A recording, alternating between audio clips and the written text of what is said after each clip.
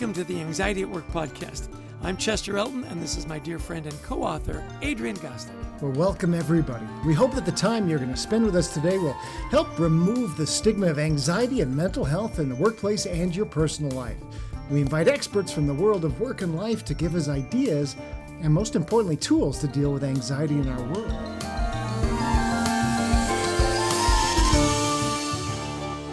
And we want to thank our sponsor, Life Guides. Now, Life Guides is a peer-to-peer community that helps people navigate through their day-to-day stressors by providing a place of empathy, listening, wisdom, and support with a guide who's walked in your shoes, experiencing the same challenges of life and their experiences as you have. Now, the holiday season is upon us, and you can elicit a range of emotions for people, so it's time to connect with those we care about. So in the context of our business, it's time to reflect and plan for what is to come for the coming year. With this in mind, our sponsor is Life Guides, and we love these guys. They're offering a holiday special for leaders to ensure their executive teams have the resources they need in and outside the workplace. So this is an amazing offer for support for your senior executives of up to 50 people. It's only $3,000 for 3 months or more. So all you got to do is go to lifeguides.com/schedule a demo and add the code HolidayGuides50. That was a mouthful, but it's a great offer, isn't it, Adrian? It really is. It's a great way to really support your people through a really tough time sometimes for people. Now, we also want to send out a big thanks to our sponsor, Go Happy Hub. Go Happy Hub is the most inclusive and timely way to communicate and engage directly with your frontline employees and candidates with 95% open rates. With Go Happy Hub, you can send text messages directly from corporate, and who doesn't open a text message, and especially from corporate, and enable your permissions for your frontline leaders to communicate with their teams, sending notes of gratitude, logistical updates, etc. Easily, you can get the right message to the right people and segment by location, job type, etc. And if you tell them that Adrian sent you, you get 60 days free. Now, you can't beat that. That's Go Happy Hub. Yeah, make sure you say Adrian, because if you say Chester, they're going to go, who? There's no way. Hey, listen, we've got a great guest for you here today. She's our new friend, Rachel Druckenmiller. Let me tell you a little bit about her. Rachel is on a mission to humanize the workplace by igniting resilience, connection, engagement, and compassion in organizations, leaders, and teams. Recognized as the #1 health promotion professional in the U.S. in 2015, a 40 under 40 game changer in 2019, and one of the Daily Record's leading women of 2020. Rachel has facilitated more than 250 virtual learning experiences since March 2020 as a keynote speaker, a workshop facilitator, a leadership trainer at organizations including Citizens Bank, Sherwin-Williams, the Federal Aviation Administration, and the American Heart Association. She also has a fabulous voice, which we will be hearing in just a minute. So welcome to the show, Rachel. We're delighted to have you on our humble podcast. Thank you so much. I think we're going to have a really great conversation today that is going to give a lot of people value, validation, and hopefully just a boost of inspiration and hope.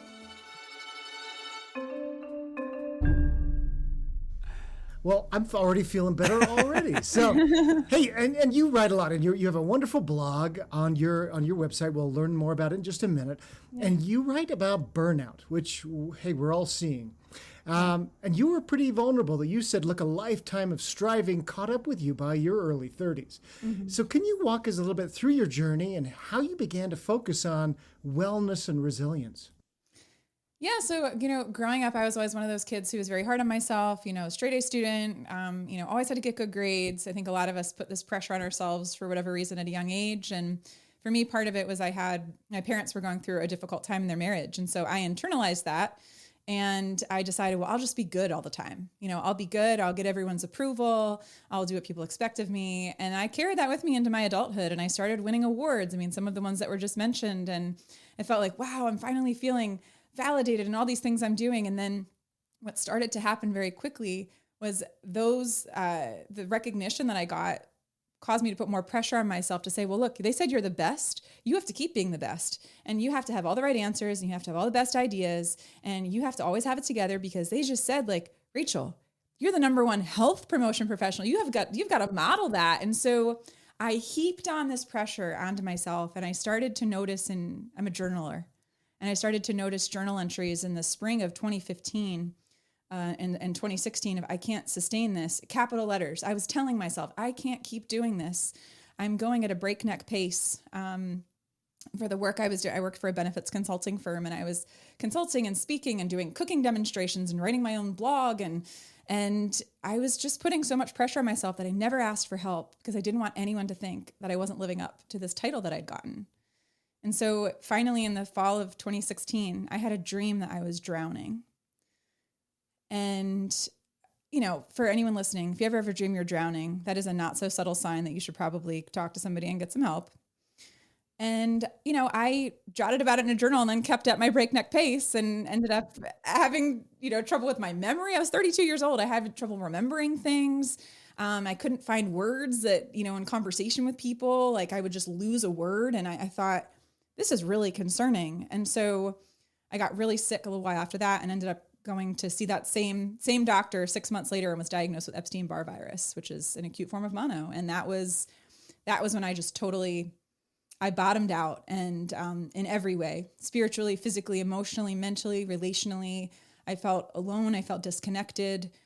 And that season in my life was like the greatest gift because it woke me up to all these things in my life that I was missing because I was so focused on achievement as my primary form of acceptance, approval, and fulfillment. And it just wasn't doing it. That's a rough journey right there. And yet I think a lot of people can relate to that. Like you say, you get the award, you got to be the best, you got to be the smartest, you got to be the most upbeat, and you can't let anybody down. It's so interesting that you talked about bottoming out being the greatest gift because it finally recentered you on everything. And, in your recent blogs, you talk about taking back control of your mind. That's kind of what you did through your journaling and so on. So what do you mean by that? How do you do it without hopefully having to go through the horror of drowning in your dreams? Yeah. Well, part of it was one of the things I've learned to do. I was reading the book The Upside of Stress by Dr. Kelly McGonigal out of Stanford a couple years ago, and one of the things that she said was that stress is what arises when something we care about is at stake. Say that again. Stress is what arises when something we care about is at stake. That's good.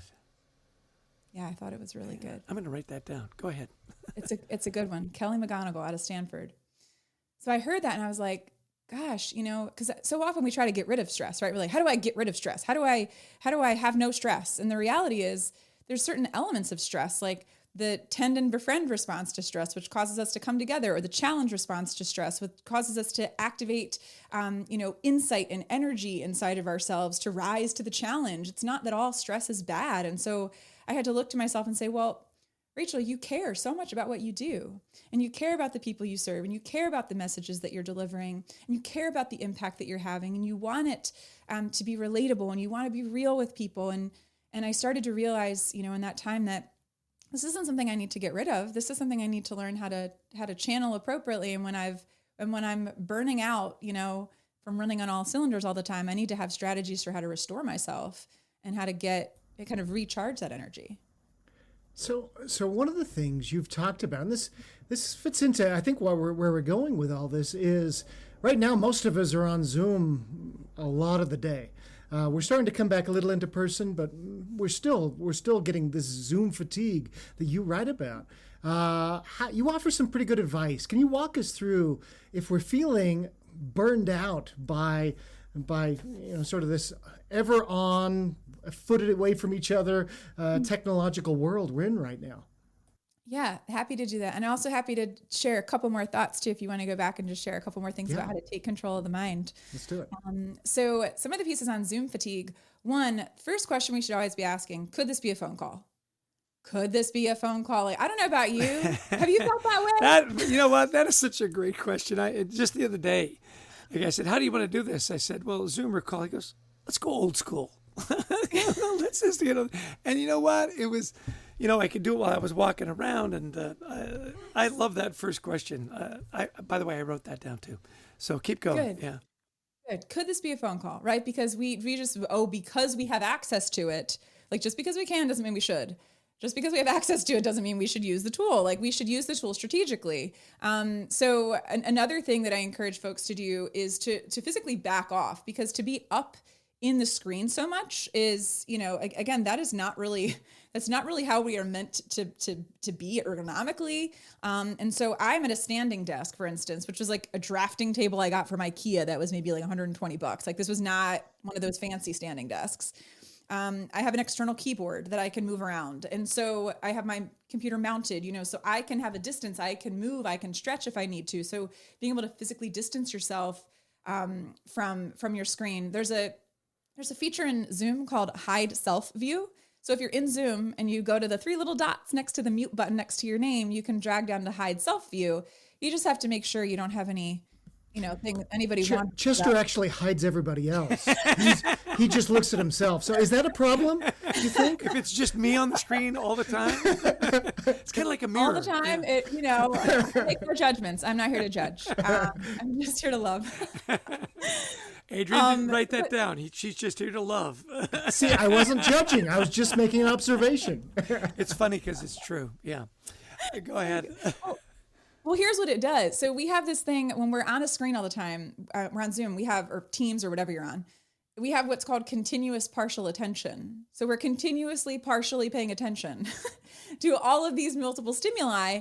And when we're doing that, we're not ever fully dialing into one thing. So one of the reasons it's so exhausting to be on so many virtual meetings and calls is because we're not lasered in on what we're doing, and we're multitasking, which we know you can't actually do. You're just constantly track switching in your head. So I think if people are going to use these platforms, they should be strategic in using them. So for instance, I was doing a training with a marketing team out of a large health system on the West Coast. And I've done a series of 3 sessions with them just to help them get to know each other better, because a lot of these people have come on board since the pandemic started and they've not been together in person. And so we came away from one of these sessions, and one of the team members in this group it was about 14 people, they came back from a small group conversation with each other, and they found out that one of their colleagues, and this was, I have to make sure they ask permission if they can share it with the larger group to honor, the psychological safety of the time. But somebody shared that they said, I didn't even know that one of my coworkers who's in this group has been dealing with leukemia for the past year. Like, we should be using these tools as a way to foster genuine and meaningful connection. People don't need more content right now. People need connection right now. And so much of what I am doing and brought in to do, I get asked, hey, come in and do a motivational talk and do it for 20 minutes. I can do that. I can do that really, really well. And I love doing that. And sometimes that's the thing I'm meant to do. And other times I often will challenge the client that's wanting to bring me in and say, what is your goal here? They're like, well, our people are really feeling disconnected. And well, why don't we do something that's not just one-way passive sage on the stage? Why don't we do something that actually gives your people opportunities to connect with one another, feel validated in their shared experiences, and build relationships? Like, maybe that could be more meaningful than me just passively delivering content. And people have been open to that. And when they actually are willing to take the risk and do that, they realize how much value it has to bring people together in meaningful conversation. So I just think we need to be more strategic about how we use these platforms. Yeah, and make those connections, like you say, that are meaningful, and find out about people, know their stories. Adrian and I are big fans of, do you know the person's story, right? Well, speaking of content and speaking and so on, where can people find more about you and how to get in touch with you and how to get you engaged with their organizations? 2 best places are LinkedIn. I'm super active on LinkedIn. I don't know, not as much as Chester is like the LinkedIn king, but like I'm quite active on LinkedIn, and I have a new LinkedIn newsletter too, called Unmute Yourself. And so I just launched that in November.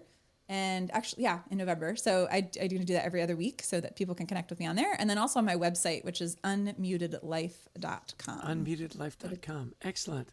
Yeah. Yeah. We started a LinkedIn newsletter a while ago too. They're great. And you'll start to get a following right away. The gratitude journal is what we call ours. So we should do some cross promotion. Be great. Yeah. Hey, you write a lot about resilience. In fact, you say there are 5 traits of resilient people. Can you help us understand those and how you put it into practice? Yeah. So for me, the first one is acceptance. So I think acceptance is the antidote to resistance, and we cannot be resilient and be resistant at the same time. So accepting what is really recognizing that I may not like what's happening right now. So for instance, when 6 weeks after COVID started, I had just launched my business in the fall of 2019. It was a 100% in-person speaking business. That was my only source of income. And then poof, the pandemic just gone. And I had to completely reinvent myself after having 13 years of a stable corporate job in a matter of weeks. And I just chose to accept it. I could have resisted, but I can't believe this is happening. I can't believe this is happening. And there's a period of time. Part of the grieving process is anger and frustration. And I was angry and frustrated at times as this is happening. And then I was sad, right? That dip of depression is one of the parts of the grief process and our emotional response to change. But I have always been someone who has a very strong sense of agency. And I've always had a belief that I have the ability to shape my future. It's been an enduring, just element of who I am. And so choosing to accept what is and saying, okay, this is the situation, not ideal. What am I going to do about it? 6 weeks after that, I'm out running with my husband and get hit by a pickup truck and fracture my back. Right. Yeah. That's not a good day right there. Not a good day, like not ideal, and at the same time, 3 days later, I'm wearing a back brace. I was in a back brace for 2 months, delivering workshops on how to build hope and resilience in the midst of uncertainty. Like, you can't make this stuff up, right? So accepting what is, I'm like, well, this sucks. I'd rather not have a fractured back right now. I'd rather not wake up at 4 a.m. with muscle spasms and be in so much pain. I would rather not. But the gift of that time was because everything was virtual, I couldn't have traveled for months. But because it was virtual, I could still do my work. And I was like, all right, I'm accepting what is. So the first is accept what is. The second thing that I think helps us build resilience, I like to use phrases that are memorable. So the phrase I like to use is don't hesitate, initiate. Don't hesitate, initiate. When you need help, when you are struggling, do not wait until you crash and burn like I did. Do not wait until you bottom out to decide that you're worthy of asking for help and support. Don't hesitate, initiate, reach out to somebody. If you're struggling at work, if you're struggling at home, I guarantee there is at least one person in the life of every single person listening right now, at least one person, that if they knew you were struggling, that they would have wanted to help you. And I believe that in the core of my being, that there's at least one person that would want to support you if they knew that you were struggling. So I encourage folks to reach out. You are not a burden. You are not a burden. You are worthy of support. You are worthy of connection. Your needs are as important as anybody else's needs. And there's no shame in asking for help. So I would say, don't hesitate, initiate. There's a third thing that I think is important for us to do, and that's to reconnect to our strengths. So when we burn out and feel overwhelmed and are struggling with kind of pulling ourselves up, I think we've often disconnected from what our deepest strengths and values are. And so for me, 3 of my top strengths and like character strengths are creativity, curiosity, love of learning, and a 4th is spirituality. So I'm like, I have these in me. These are my natural life forces that I can draw on right now. And so to remind yourself, or what are your strengths? What are the strengths that you have drawn on in the past that you could draw on now to help yourself get through this thing? Because everyone has strengths. Right? Everyone has strengths. I'm curious, what's something that comes to mind for you as a strength or value that either of you draws on when you're going through something difficult? I'm curious. I just have amazing people around me. Yeah, that's a great strength for me. People I can go to. I've got a ridiculously supportive wife. Adrian has become not just my partner, but my best friend, my brother. So we talk about all kinds of stuff. So I think, one of my strengths is just relationships. Adrian? Yeah, and we're definitely very different. That's why Chester and I have had a great partnership for 20 years. It's creativity for me. It's family is very important.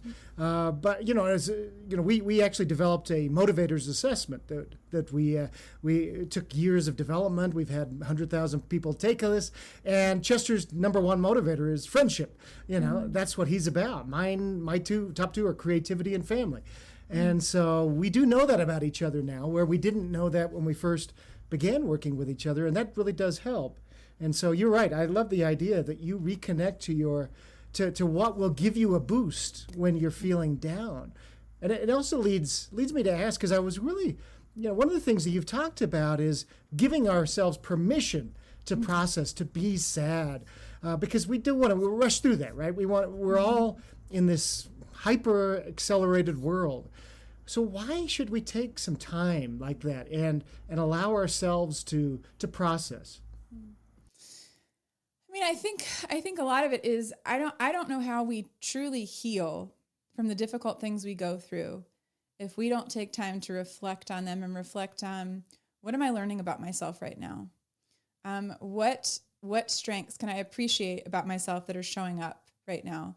When we can learn so much from reflection time. I think of, and there's something I often talk about in the work I do, a construct called post-traumatic growth, which means like we can grow through adversity. And often post-traumatic growth shows up in new possibilities and appreciation of life, in connections with others, in a sense of deepened compassion, connection to personal strengths, deeper sense of spirituality and meaning. And so I find that when I take the time to really pause and reflect on an experience, that I can learn so much and I can gain so much insight. And sometimes it's painful to do that. Like, I see a therapist every Saturday. My background is I have a bachelor's degree in psychology and a master's degree in health science, and I'm a health coach, and I've been in the well-being industry for 16 years. And I see a therapist every Saturday. And I find that to be tremendously helpful, because sometimes I have to just sit with the weight of a feeling. As somebody so the shirt I'm wearing today says hope. Hope is one of my major drivers. I generally look toward the future with a possibility mindset. And when I'm in a situation that feels hopeless, which happens, it might be with a family member who's going through a really difficult time that I just don't see any positive resolution. It might be a health issue I'm facing. But when I feel hopeless, I have a tendency to not want to stay in that spot, because I'm always looking for, where can I find the hope in this? And sometimes you just have to sit with the sadness and let yourself fully experience it and cry it out, not to stay stuck there. But I think we're so often focused on getting past the uncomfortable emotions of anger, frustration, disappointment, sadness, because we just want to feel good, or we feel like we're supposed to, right? We're like, I should be over this by now, or everyone else seems to be doing better. Why am I not doing better? And we judge ourselves, and we like spiritually bypass this stuff that you gotta go, like the only way is through, right? And so I think when we take the time to reflect, we get this insight. And when we can take a moment to appreciate even the most difficult things we go through, that literally sends us on this upward spiral to expand and connect and create and innovate. And so that's why I think there's like so much gold to be mined in adversity and situations that we did not ask for. And I'll close my response to this question with this thought. When I was in the trauma room at the hospital, I was there by myself because it was COVID. My husband couldn't be with me. We don't run with our phones. So he didn't even know for 3 hours. He was running with me. He didn't know for 3 hours what my prognosis was. And I remember lying in that room with just like, buttons beeping and lights flashing and stuff, thinking to myself, there is something here about rising up when we get knocked down that I am going to use. Like, when I'm in the trauma room, like, there is something here that this did not happen just to make me upset and sad and frustrated. This happened because I'm in a position with the work that I do and the platform that I have and the voice that I've been given to do something with this. And I am going to do something with this. Wow, that's such an amazing attitude, and fulfills your work. As I'm thinking about this, Adrienne, if you could get hit by a truck, that would really make for great content for us. Adrienne's just wouldn't recommend, 0 stars. If people ever feel like I hit by a truck, I'm like, actually. Yeah. And Adrienne's laughing and nodding while he's on mute. Yeah. Hey, listen, we do a lot of work with organizations and companies like you do, and everybody's focused on mental health right now. The celebrities are out and they're saying, hey, I'm struggling, and athletes are struggling. Do you think it's going to last, or is this a moment in time? And who are you seeing that's doing it well that you think will actually sustain it? Because I think that's the big fear of a lot of workers is, oh yeah, everybody's really sensitive now, then all of a sudden we'll be back full time, in person, and we're just gonna skip past all this. What do you think? That's a great question, because I think I do unfortunately think that a lot of companies and a lot of company leaders are still sort of viewing this as a box to check. Of like, we put our messaging out on World Mental Health Day to say that we care about mental health, right? Or we told everybody, here's the phone number for our EAP. We are such a conscious organization and we care deeply about the mental health of our people. The reality is, and I believe this as somebody who has been in the well-being industry, who's been a thought leader in the well-being industry, 16 years, I believe that most wellness initiatives are an apology for what work has become. Ooh, that's very powerful. And again, just kind of repeat that, because it's almost like getting rid of my guilt for having pushed you all to the brink of, of mental breakdown. Say that again. Yeah. So I think most wellness programs are an apology for what work has become. Wow. So who's doing it well, and who's going to sustain it? I mean, you work with a lot of people. Give your top clients a little shout out. Yeah. So some of the things that come to mind for me are organizations. There's a company that I'm working with that's in the financial services space, and they've been growing. They've got close to 1,000 employees. And one of the things that they brought me in to do this year was they said, look, we know our leaders are learning how to lead in the midst of a virtual environment. They've not done this before. Like, we were all in person. We really enjoyed the camaraderie that we had in person. And so they proactively reached out in the spring of this year and said, we want to take our 150 leaders through 3 cohorts and connect them and give them tools and resources for how to lead more intentionally right now. And something really neat that happened was, as we were going through and inviting them to connect with each other and reflect on things like, what's the way you've adapted in the past year that you're most proud of. We had them share like mementos of something from home that gave them an opportunity to connect, like kind of scavenger hunts. We gave them the chance to reflect on, okay, from this experience today, what is your key takeaway or insight? What are you going to actually put in place as a result of our time together? What we found started to happen is that there were leaders who had just never met each other. They didn't even know they worked together. And their leadership team in this organization didn't even know that each other existed. And as a result of being together and coming together, they're like, I'm learning things about my coworkers that I didn't even know were my coworkers, first of all. And they're getting equipped with tools. Like, one of the tools I teach a lot is called 4-7-8 breathing. I teach it as a way to activate and turn on the whole brain, because when we're in a state of just constant, right, zoom, zoom, zoom, zoom, zoom, we don't get that chance to pause, and we're often operating out of that kind of fight or flight mode. And so I give them tools, and I've 6 months later, I was doing a series of trainings for all employees where they called it one team.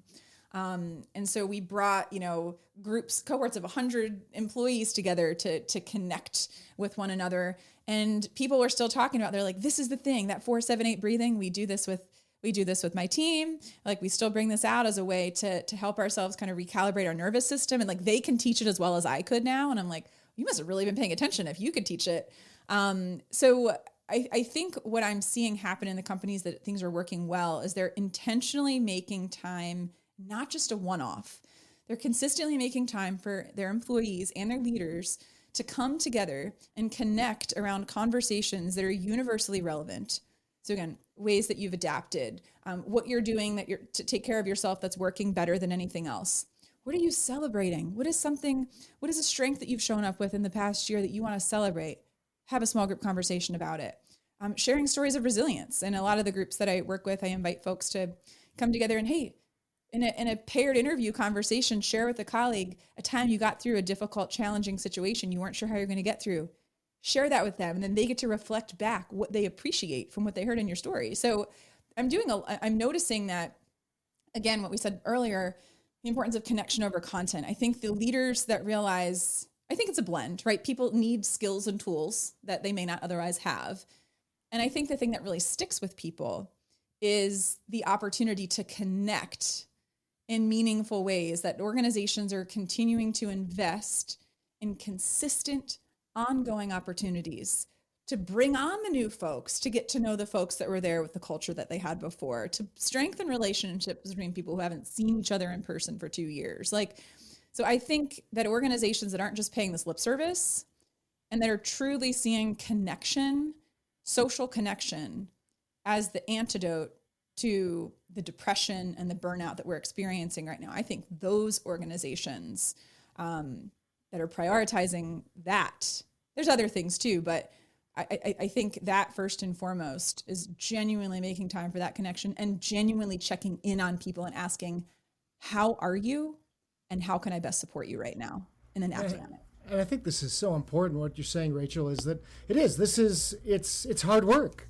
It's not something you can just outsource to the wellness group or the fun team. No, this is actually has to be part now of who we are as organizations. Well, this has just been amazing. Our time has flown by. I noticed that we're about at the end of our time, but we want to ask really quickly. Always interested in the self-care tactics of successful people. You have admittedly been through burnout yourself. You're working on a better path now. You're trying to do some things. So what do you do that helps you take care of yourself every day? And hopefully, by the way, you found a better running path that doesn't have big trucks. Yeah.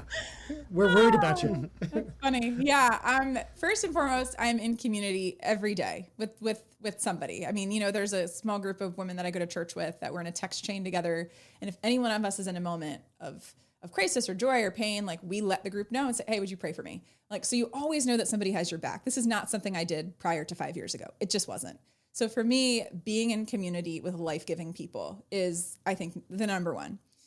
My sleep, I do not mess with my sleep. I do not mess with it. I wear a device on my wrist. I've had this for 3 years called a Whoop band, WHOOP. They make, Aura rings, another one, but I wear this device. A lot of like athletes wear it, which I'm not a professional athlete, but professional athletes or Olympians wear it. And it keeps track of all these metrics that really help me understand how I'm doing. So when I see that some of my metrics are off, whether it's my heart rate variability or respiratory rate or my resting heart rate, if I notice that they're off, that tells me external signal that says, we can't mess around with this. You got to go to bed early tonight. You're going to leave that thing you're going to by X time. You're going to reschedule that. You're not going to push yourself in your exercise. You're just going to go for a walk today. So this external tool has helped me when I'm like, I'm fine. And this thing's like, no, you're not. So it serves as that gauge that I really need. Just a couple other things are nourishment. I've really prioritized what I put in my body. I've gone through a series of a bunch of health issues other than what I've already talked about in my life. And I learned that, eating really life-giving, nourishing, whole, real foods, and cutting out certain things that were causing issues in my body. I had to be a scientist and experiment and discover that. Nourishment, non-negotiable. And then really reflection. My faith is an important part of my life. And, connecting to that community, reflection, prayer, journaling. And then lastly, I would say creative expression. So for me, it's singing. I have voice lessons with an instructor every Monday. And that for me, so whether it's for anyone listening, whether it's movement or art or poetry or sculpting or woodworking or baking or gardening, like all of us have the capacity to express ourselves creatively. And I think it's one of the things. And we're going to give you a chance right now to express yourself creatively. Sing us out, Rachel. Here's the thing, Rachel. What's the one thing you want people to remember from this podcast, and sing it to us? There you go. Okay. Well, here in the key of G, by the way, in the key of G. Perfect. This is a song. It's a snippet. I'm not singing the whole thing. I'll sing a snippet of a song that is a reminder that when we don't have the strength to rise up on our own, that we can lean on each other. So here we go. Sometimes in our lives, we all have pain. We all have sorrow. But if we are wise, we know that there's always tomorrow. Lean on me when you're not strong, and I'll be your friend. I'll help you carry on, for it won't be long till I'm gonna need somebody to lean on. You just call Call me brother when you need a hand. We all need somebody to lean on. I just might have a problem that you'll understand. We all need somebody to lean on. We all need somebody to lean on. Hey! It's awesome. One of my favorite songs, by the way. I can't believe that you pulled that one out. That is amazing. Oh, yay. You know, her name is Rachel Druckenmiller. You follow her on LinkedIn. She's got websites. We'll put it all in the notes. She's amazing. 40 under 40 game changer. 16 years a healthcare professional promoting hope in the workplace. Thank you so much for your time. You have been beyond amazing. And Adrian, you're going to have to sing next time because that's just a great way to end the podcast. Thanks, Rachel. Appreciate it. Thank you.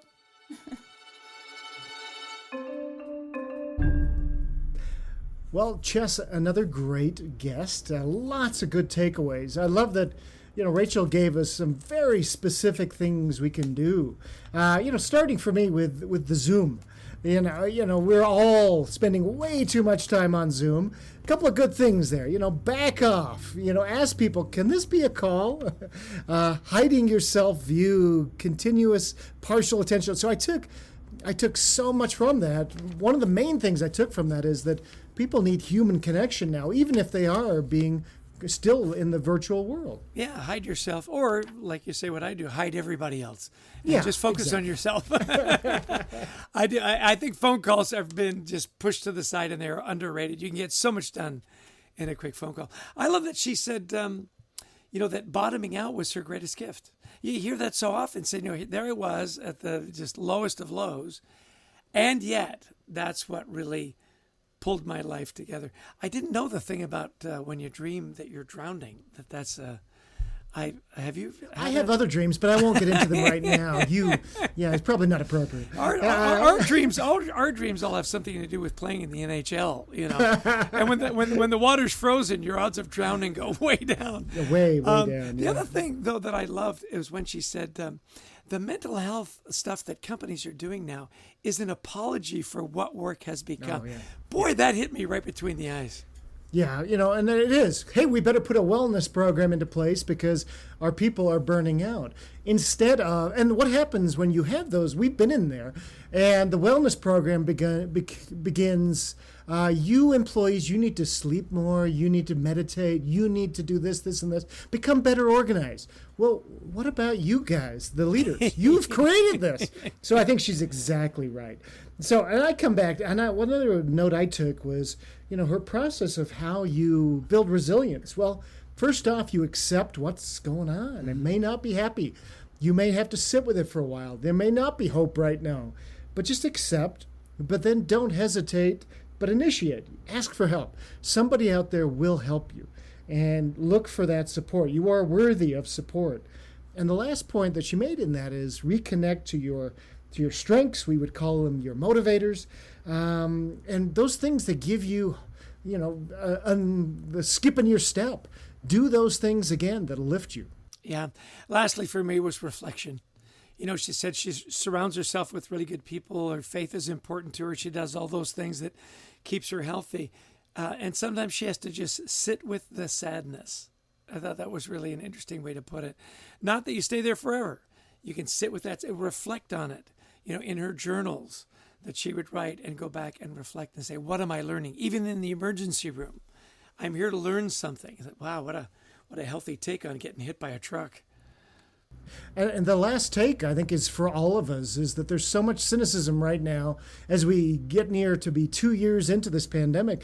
The people are saying, this is all just lip service. And in fact, that's what Rachel is saying. Yes, in many cases it is.